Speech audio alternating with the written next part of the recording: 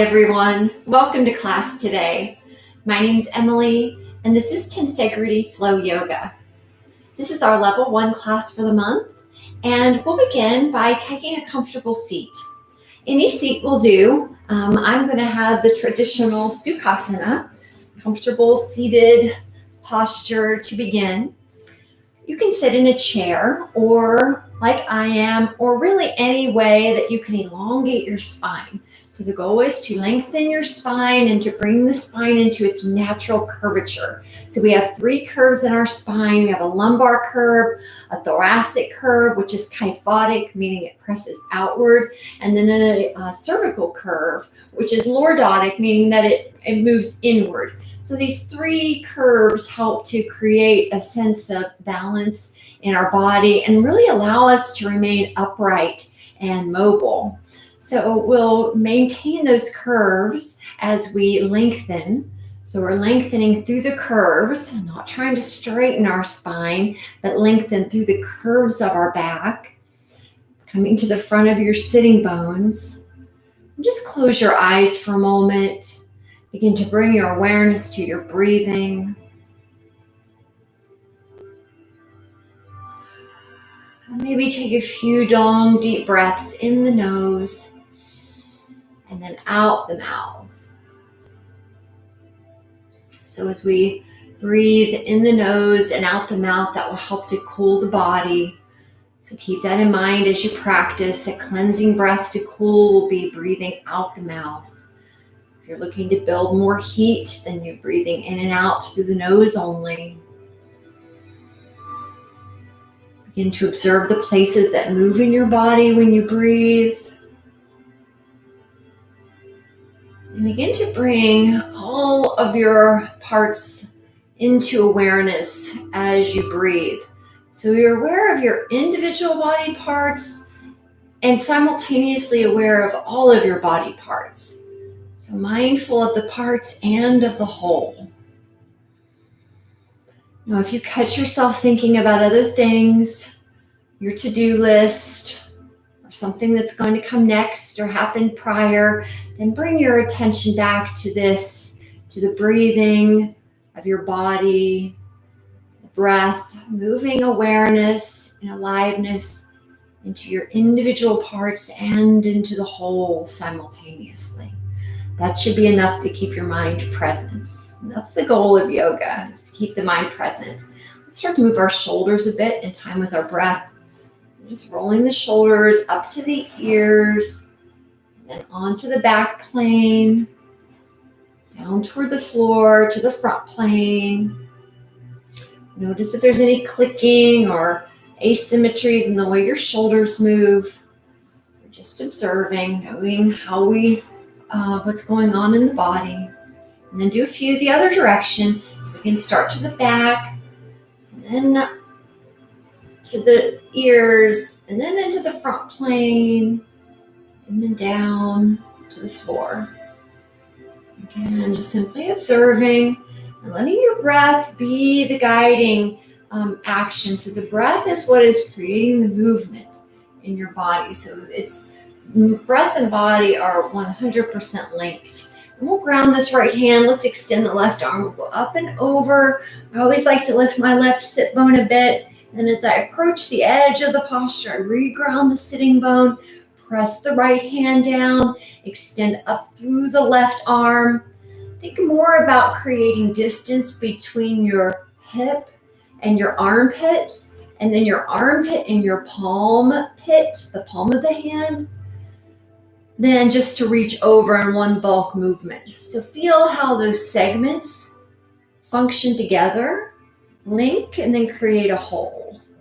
Now let's come back into center. We'll keep lengthening through this left side. Breathe in, and we'll bring the left arm down to the floor. And the right arm can stay on the right knee, or you can track your right arm around to your left knee. Whatever is most comfortable in your body. Try to keep an even balance between the chest and the back of your heart, so both are balanced. So in other words, we're not collapsing the front in order to turn ourselves deeply into the twist. We'd rather be balanced in the front plane and the back plane. and have one take over the posture. All right, let's come back into center. We'll do the same on the other side. So let's just roll the shoulders up, back, and down. Just one time. And then to the back side. So we go back, up, forward, and then down. All right, now we'll ground the left hand, extend the right arm up to the sky as we reach up, or maybe free the right sit bone, extend out through the arm, repress the sit bone to the floor. So that just helps to find more opening in the sides. You're finding two directions of movement and extension instead of just moving through one plane. All right, now as we extend here, let's give a moment of thought, and then we'll breathe into the space between the hip and the armpit and feel it open a bit more through the breath, and then through the armpit to the palm pit. And then feel how those segments link together, creating one long line of energy. Deep breath here, feeling movement, even when we're being still. And then inhale, let's come back into center, reach up nice and tall through your side body. And then we'll rotate the shoulder back onto the back. Hand returns to the floor behind you. And then the left hand can stay on the left knee. If you can keep the balance between the chest opening and the back opening, then maybe bring your hand onto your left knee to deepen the rotation. But again, we don't want to sacrifice our good alignment by letting, our desire to go into the deepest form possible. We've got to maintain the tensegrity, maintain the balance in all of your parts that are linking together. Inhale, come back into center. All right, let's go into a table. So as we enter our tabletop position, we'll stack our hands under our shoulders and then bring your palms like just one, like maybe a quarter of an inch forward, not much at all. And the same with the knees. So your knees are under your hips and then maybe a quarter of an inch back. Just to encourage some more lengthening. Engage your core muscles. So feel your core is engaged and long at the same time. And then begin to move through your cat tilt, exhaling to cat. So not only do we want to exhale here, but then let's inhale and fill up the whole back space. And then as we exhale again, we'll move into the dog tilt position or cow. It's called either dog or cow. And then we'll breathe in and out. So a full round of breath.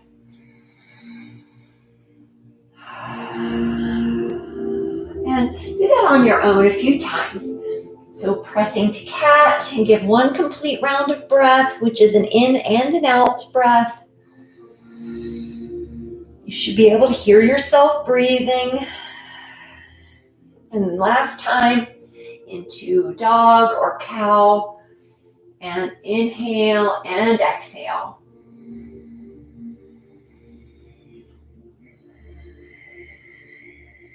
And then let's settle back in a child's pose. And as we slide our hips back, we're drawing the chest forward, locking the hands down to the floor, especially into your fingertips, letting the palm of the hands rise upward like a suction cup.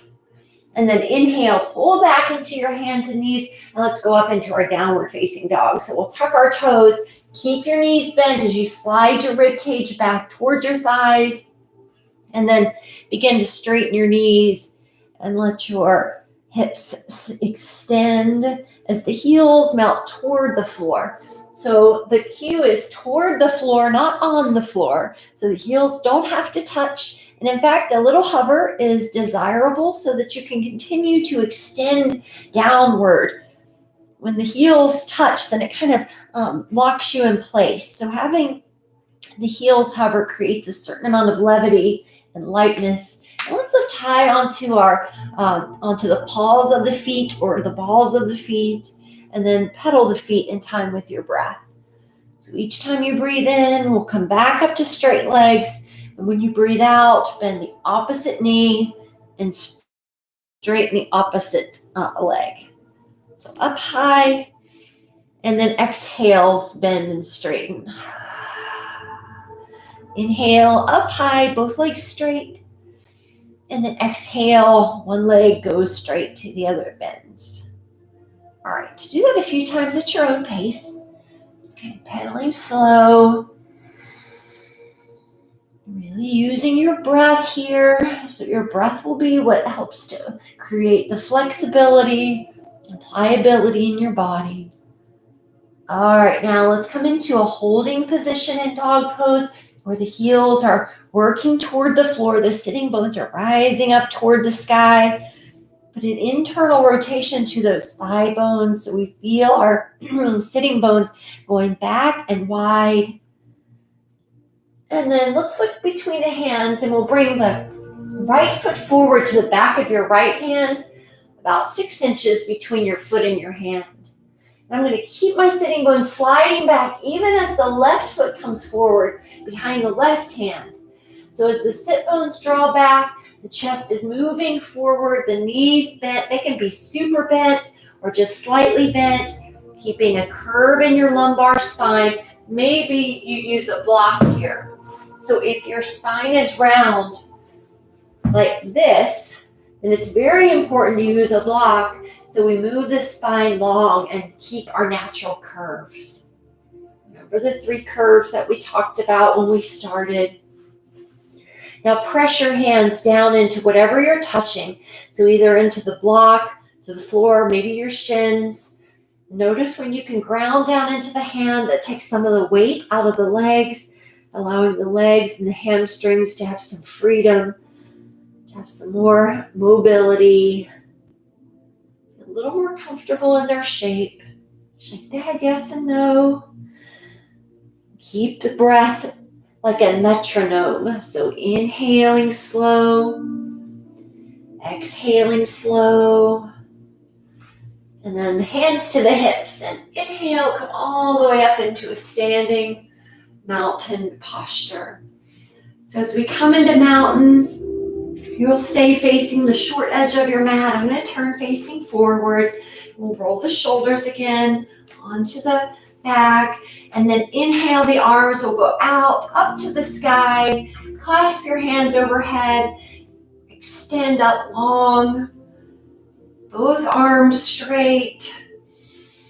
Breathe here. See if you can feel your side body ribs. Imagine fish gills. So fish gills expanding, fish gills closing, getting a little more extension with each breath, a little more width and depth with each breath. And then we'll release the right hand down. Let's step the left foot over a little bit further, and then we can reach out into a half crescent. And breathe. A little movement here is helpful in opening the side. And now press down into the left foot and feel the space between your left foot and your hip, and then between the hip and the armpit and the palm pit.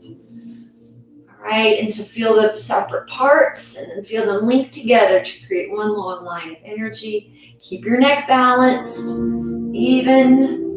Come back into center. We'll reach up long and bring the arm back down to the floor. Do the other side. So we'll take our arm, reach it up, extend high to the sky, press down into your right leg. Notice I kind of lift off my left foot just to ground the left foot a little more deeply. So I let the weight sink over onto that left side. And then press down, feel the space between your right foot and your right hip. And then the hip and the armpit and the palm pit. Feel them separate and then linked in one long line. Little pulses there with your breath.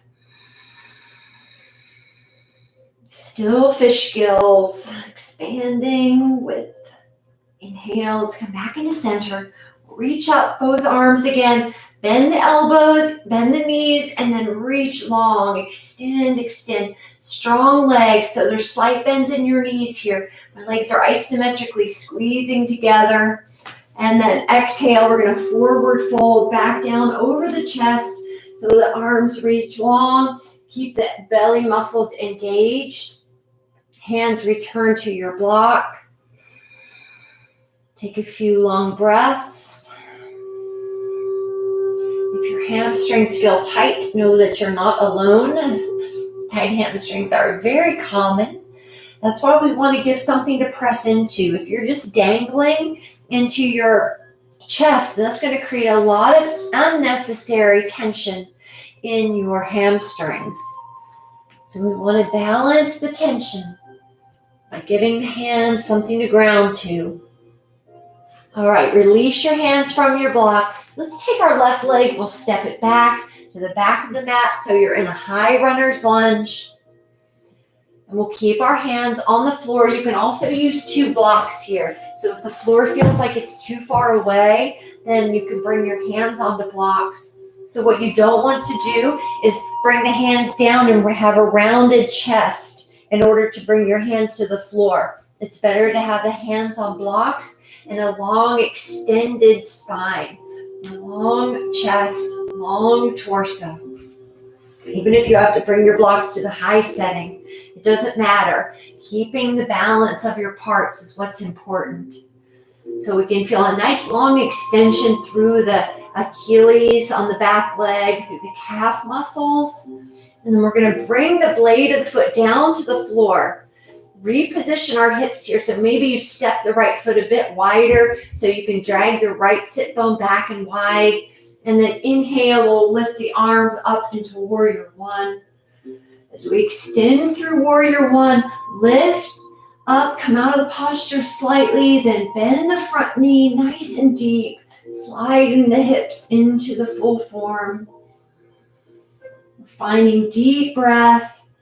If having the arms lifted feels like it's too much, hands can come to the hips. Maybe you bring them out in front. You might even, just for some variety, like to bring them behind, clasping your hips and pulling down on the sacrum to give your spine and your chest something to lift away from. Maybe you hover the front heel. You're definitely breathing. Let's take one more breath in here. And then on the exhale, we're bringing the chest forward, returning your hands either to your blocks or to the floor.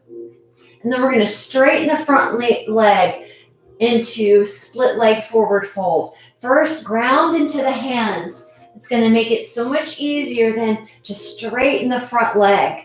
So we ground the hands, get a firm ground, straighten the front leg, adjust the front leg as necessary.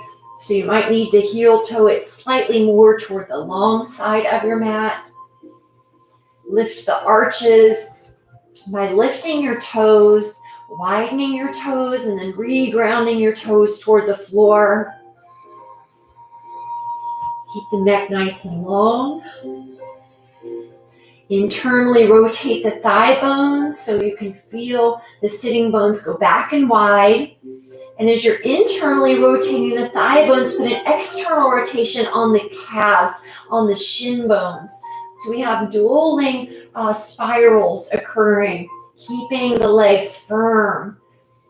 And you can play around with the direction of the spirals. You can spiral in and you can spiral out. And then kind of in your own body, discover exactly the right recipe to create the forces which allow you the maximum amount of control and effortlessness in your body, or freedom in your body. You're looking for a feeling of levity and lightness. Let's breathe.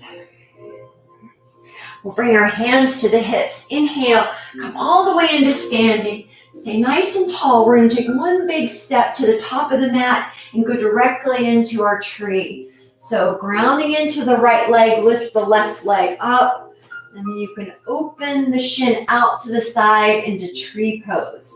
So again, just stay facing your short edge. I'm going to turn.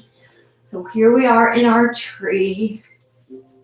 Strong legs pressing together. Your tree can look more like this, or even the foot on the floor. The real focus is on the external rotation of the hip bone. I like my leg high like this because it helps with the rotation, at least in my body. Give me a deeper external rotation with the shin or the heel higher up toward the hip. Let's inhale the arms out, up. We'll reach. We can clasp the hands overhead, extend up. Give the fingers an opening. So clasping the 10 fingers, lengthen. Breathe. We can release, bringing the arms back down to the sides into T position. Hug the knee in. Let's just give a standing psoas opening. So bring the knees tightly into the chest as possible. You feel this nice opening in your right side. Use a chair or the wall for balance if your balance feels a little iffy. And then we'll release. Bring the foot down. We're back to the top of the mat. Inhale, arms go up to the sky. Extend. Exhale, forward fold. Stay controlled in your core. So strong core. Hands touch down onto something. So they must ground. Bring weight out of your calves, out of the hamstrings by pressing into your hands. Breathe in a way that changes the way your body feels, expands, and contracts. And then we'll do the other leg. So we're going to take our right leg, step it to the back of the mat.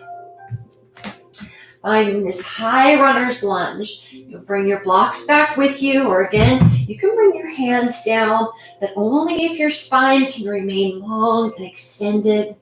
So using whatever setting for the blocks makes most sense. So for starters, then we're just pressing back through the heel. So getting a nice long opening and a stretch through our calf muscle, through the Achilles, through the back foot. Okay, and now let's take the blade of the foot. We're going to ground it down to the floor. That's really the tricky part, is finding the heels, rotation down. And then to do that, we have to kind of heel toe the front foot over toward the long side of your mat to make room for your pelvis to adjust in. If your feet are too close together, the pelvis can't adjust properly. And then we'll bring the hands to the hips. Inhale, come all the way up into your warrior one. And you can decide what you do with your arms. Maybe they reach to the sky. Maybe you come up a bit, breathe in, and then sink back down into your posture. Arms can be wide. I really like the hands on the hips. So the fingertips facing up. You're going to push your hands towards your sacrum and then pull down. And you can flex your glutes against your hands there. And then lift your chest away from the arms. Breathe. That also creates a force which allows the front heel to hover nicely above the ground. It doesn't have to be a high hover. Just a small cover is enough to really engage more completely through the legs. Breathe in a way that changes the shape of your ribs. Think about the fish gills. All right, one more breath in. Let's reach. Okay, now one big step. We're going to step to the top of the mat and go into our tree posture. So find something to look at. Take one big step forward, hugging the knee in and then open into tree. And as the knee slides out to the side, extending up through the chest. Again, stay facing your short edge. I'm going to turn. I'm looking for the external rotation. And I'll take the arms out, up, clasp the hands, and then extend. Keep a slight bend in your left knee here. So you're not locking the left leg. The legs are pushing together powerfully. So I'm pressing my right foot strong into my left thigh and my thigh into my foot. And then arms can come out and wide to a T, and then standing psoas stretch. So the right knee comes in, hug the knee as tightly toward the chest as you can. So you're looking for that opening in the front of the thigh into the groin area. Let's lift. And then release. Bring the foot down. Okay, so we're back facing the front of our mat. Inhale, arms reach once more with last forward fold. Exhale, forward fold. So again, to the blocks. Maybe you're to the floor at this point as your body begins to become more flexible through the practice. And then this time we're going to step both feet to the back of the mat. So right and left foot will step back into a strong plank. And then we'll bring our knees to the floor. And we're going to do 3 chaturanga push-ups here. And we're going to do the modified. And the key is to keep the belly and the hips and the chest in one strong line. So inhale, we're going to come down toward the floor. And then imagine that you're one long line from your knees to your hips to your chest. And then out your mouth and press out and up. All right, let's do it again. Inhale down, hold, hover. And then exhale, press up. Doing that push out the mouth will really help to give you some energy for the lift off. All right, one more. Down, hold, hover. And then, all right, let's do one more for good measure. So down, hold, hover, hold, and then push up. Very good. Let's come all the way down. And as we come down, we'll take our arms, reach them overhead. Left leg, right arm, alternates lift. So you're not only lifting up, you're lifting out and release. Do the other side, lift up and then press long, like you're trying to touch the walls in the room, the front wall and the wall behind you. And then down, and now let's lift everything up. So both arms, both legs lift up, lifting up to touch the ceiling and touch the walls. Breathing. All right, we'll bring our feet down and bring the elbows under the shoulders into Sphinx. And as we get comfortable into Sphinx here, we want to really check out that the elbows are maybe just like 1/4 of an inch in front of the shoulders. If your elbows are in too close and back too far, then this won't be a very fun posture at all, and you'll get very little benefit from it. So you've got to be long and have some room to extend within. So think about the placement of your bones being the form, and then we're going to expand around that form with our connective tissue. Breathing. So not only are we pressing the forearms and drawing the mat back, trying to expand that space behind the heart so it's elevated, and then also expand the spaces under your armpits so they're not squeezing in and collapsed, but having again that feeling of levity, lifting.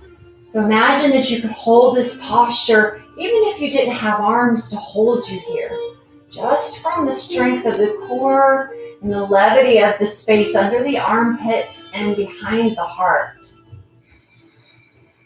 Nice deep breaths.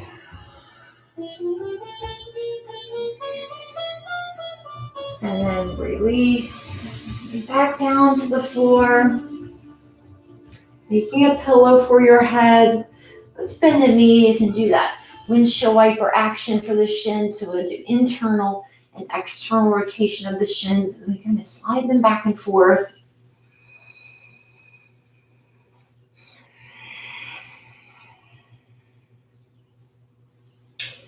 And then let's release. We'll come here, keeping the knees bent, bringing your hands back, reaching your chest up.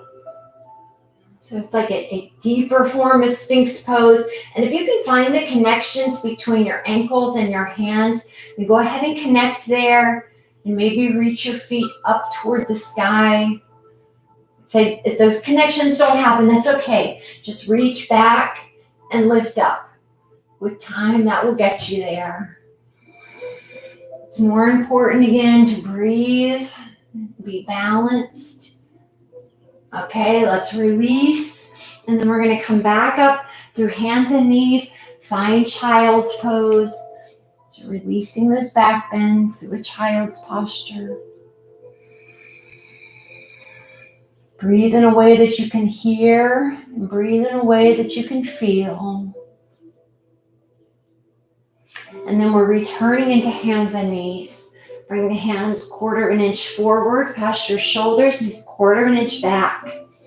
And then inhale, we're going to extend the right arm up to the sky, drawing the groin creases back, lengthen through the chest and out through the head. And then release and do the other side. So we'll ground into the right hand. Inhale the left shoulder up, back. Move the groin creases back by internally rotating your thigh bones. And with the strength of the right arm, helping to draw your chest forward. Strong squeezing through your core muscles. And release. And then we're going to come all the way back to the seat. And as we sit, we'll do Navasana, boat pose, lift the legs, strong body. Here, bring your hands onto your knees. Press your knees and your hands together so the feet are flexed, the ankles flexed. The knees are bending. We don't have to straighten our knees here to get stronger, especially not if it creates excessive strain or struggle. So nice and long. All right, and now bring your feet down. Go ahead and roll onto your back. And we'll extend our right leg long, hugging the left knee in. Switch sides, extend your left leg long, hug your right knee in. And switch again. This time we'll hug the hands to the back of the hamstrings and then lift the leg into a more extended position.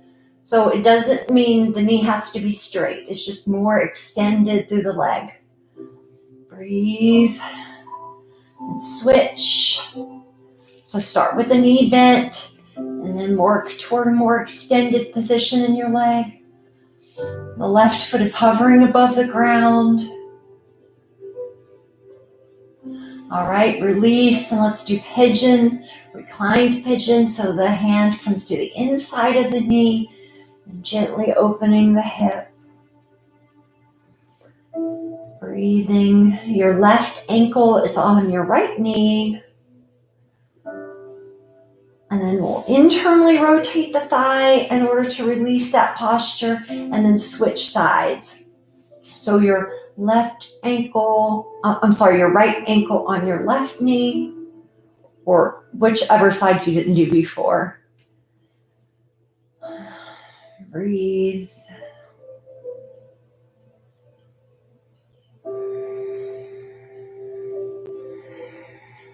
And to release, we internally rotate the hip and then hug both knees in. Hug in. Let's find happy baby. So the feet are held. Maybe you're holding the inside or the outside. And try to let your knees go wide toward the outside of your rib cage and rock from side to side. And then you can stay here in this happy baby, or maybe you're going to do a reclined straddle. So we didn't get to do a standing wide angle posture today. So maybe you're going to do your wide angle posture from a reclined position. And if that feels like it's too much, you can also bend your knees and just be here. So any of those 3 postures will do. If you can't hold on to your feet, but you do want to do with the straight legs, then maybe let your hands act like shelves and support from the lower part of your thigh bones.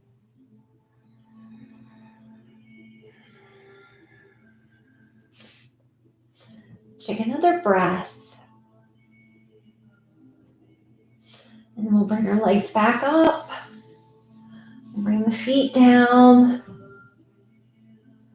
And then let's extend our legs into Shavasana, our final resting posture. Make any adjustments in your body so that you can rest and let your body feel completely comfortable.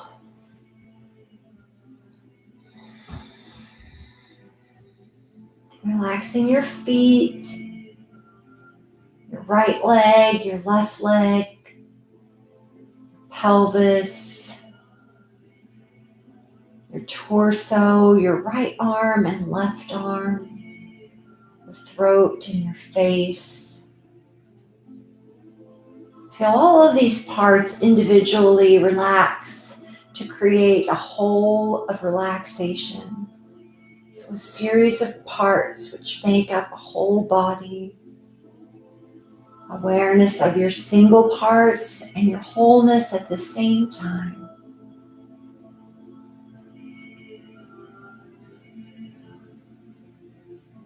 If your mind begins to think of other thoughts, past or future, then bring your attention back to this meditation of breath, parts, and whole.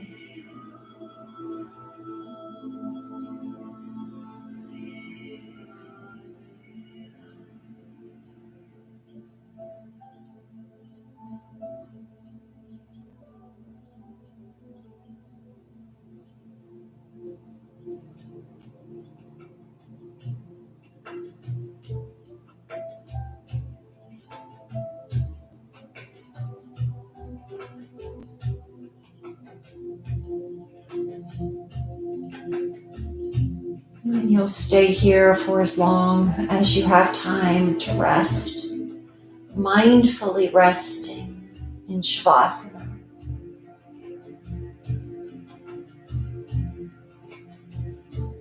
Thank you so much for joining me today. Namaste.